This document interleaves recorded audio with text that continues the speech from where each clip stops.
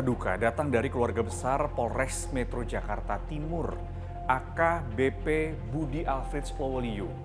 Seorang personilnya yang menjabat sebagai Kasat Reserse Narkoba meninggal dunia. Informasi yang dihimpun bahwa AKBP Budi meninggal dunia karena bunuh diri. Tapi keluarga menolak tuduhan ini.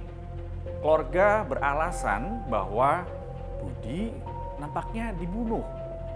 Karena menurut keluarga, Budi sempat menerima penelpon misterius. Terus gimana nih? Yang benernya seperti apa sih? Kita diskusi.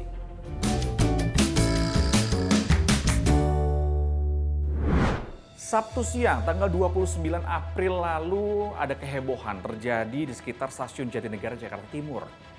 Di salah satu jalur kereta, tepatnya di jalur 3, ditemukan jenazah Kasat Reserse Narkoba Polres Jakarta Timur, AKBP Budi Alfreds Lowoliu. Ketika ditemukan, kondisinya mengenaskan. Ditemukan di TKP ada dompet, ada KTP, ada SIM, jam tangan, dan juga handphone milik almarhum.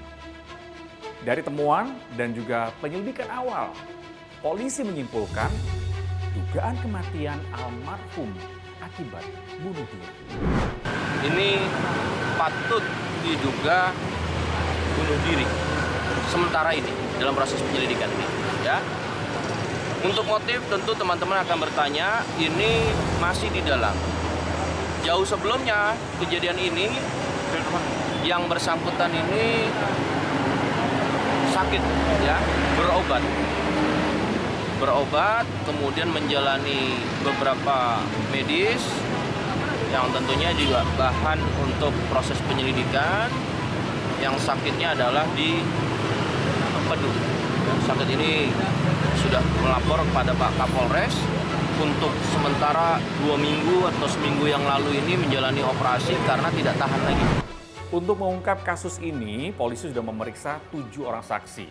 Sepupu almarhum, wakil kepala stasiun, masinis, asisten masinis, PKD Stasiun Jatinegara, dan juga 2 orang personil dari Sat Narkoba Polres Jakarta Timur. Selain itu, polisi juga ngecek rekaman CCTV yang ada di Polres Jakarta Timur dan Stasiun Jatinegara. Dari rekaman CCTV di 2 tempat ini, almarhum ini datang ke Mapolres pada Sabtu pagi tanggal 29 April, masuk ke ruangan, sempat sarapan, lalu minum obat. Karena almarhum baru saja menjalani operasi batu empedu. Nah, ketika pukul 9:12 waktu Indonesia Barat, AKBP Budi ini keluar dari Mapolres dan menyeberang jalan seorang diri ke arah Stasiun Jatinegara. Itu informasi yang dihimpun dari rekaman CCTV di 2 lokasi tadi. Nah, kalau keterangan saksi masinis mengatakan bahwa almarhum ini meninggal dunia karena tertabrak kereta. Saksi melihat korban berdiri, itu seorang diri sambil mungkin menengok ke kanan dan ke kiri di pinggir tembok bagian dalam pembatas area rel dan Jalan Raya Bekasi Timur. Kemudian saksi melihat korban berjalan ke rel jalur 3 atau tempat TKP yang akan dilewati oleh kereta api. Selanjutnya korban tertabrak dan meninggal dunia sekira pukul 09.31. Tapi pernyataan polisi soal dugaan almarhum ini meninggal dunia bunuh diri tertabrak kereta dibantah oleh keluarga. Keluarga nggak terima karena keluarga punya persepsi lain. Keluarga mengira bahwa almarhum ini meninggal karena dibunuh. Keluarga kami menolak kalau bunuh diri. Kenapa menolak? Alasannya pertama, dari pagi dari rumah dia sehat. Pergi ke kantor, di kantor Polres Jakarta Timur, baru dia dari rumah itu berbarengan dengan namanya Pak Nedi yang diminta tolong nanti merehab ruangannya. Dalam perbincangan itu, tahu-tahu ada yang menelpon.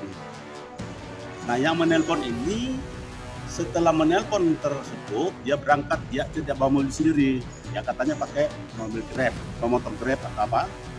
Tahu-tahu tiba di tempat dia dituju, nggak sampai sejam, tahu-tahu siang di ruangannya dia yang model itu dapat telepon bahwa si meninggal.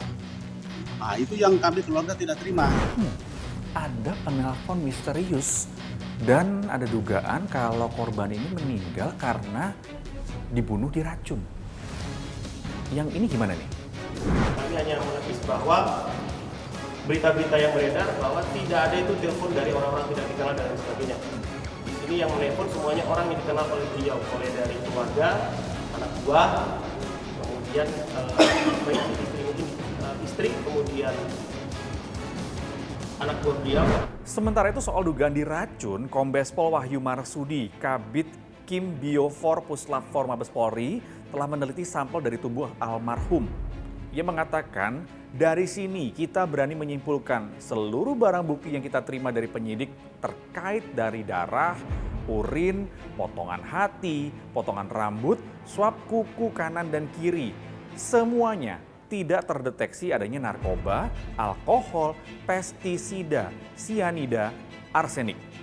Jadi dari toksologi sudah memastikan tidak tergantung material tersebut. Nah loh, beda persepsi nih antara polisi dan keluarga. Terus gimana dong? Mabes Polri dan Polda Metro Jaya berulang kali mengatakan bahwa dalam pengungkapan kasus mereka akan selalu mengedepankan pendekatan ilmiah, pendekatan saintifik, pendekatan yang terukur, pendekatan yang bisa dipertanggungjawabkan. Saya tidak membayangkan bahwa ada kematian seseorang namun hanya selang beberapa jam kemudian pihak kepolisian sudah berani menyimpulkan atau bahkan paling tidak sudah berani berspekulasi bahwa ini merupakan kasus bunuh diri.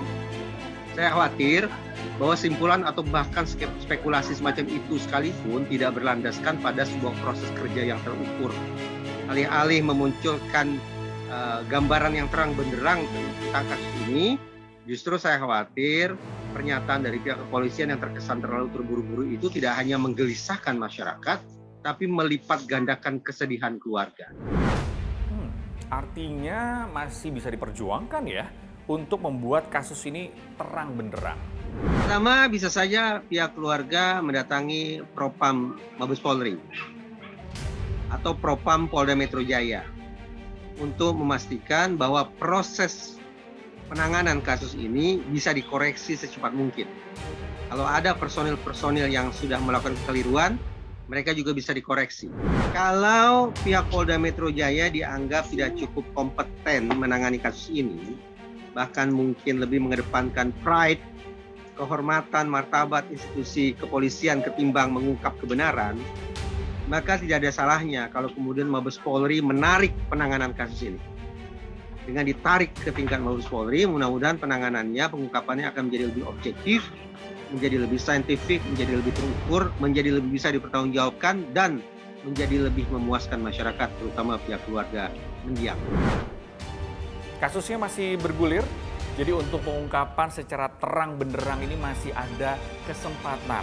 Tinggal tergantung kepada seberapa ngotot nih keluarga dan kepolisian untuk menuntaskan semuanya. Melakukan penyelidikan menyeluruh, melakukan penyelidikan secara ilmiah seperti yang selalu dijanjikan oleh kepolisian dalam menuntaskan sebuah kasus. Sampai di sini diskusi. Sampai jumpa.